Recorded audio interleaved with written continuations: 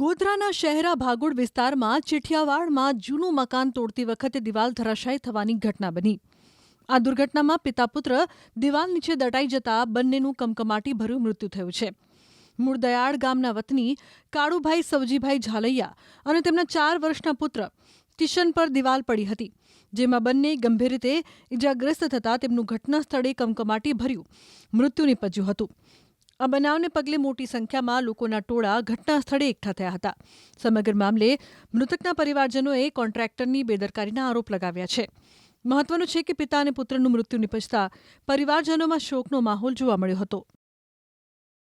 અમારો ભાઈ ત્યાં ગાડી મજૂરી કામ ચોકીદારી કરતો હતો, તો 8 વાગ્યા પહેલા કે કામ ચાલુ ના થાય પહેલા એને ઉપર પેલું ગ્રેડ મશીનને તોડવા મળ્યો ને અમે બી કામ પર નતા ગયા. તો પહેલા અમને ખબર ત્યાં 8 વાગે ઘરે ફોન આવ્યો કે આવી રીતના થયું છે, તે દિવાલ પડી તો બાપ બેટાનું બેનું મૃત્યુ થઈ ગયું છે.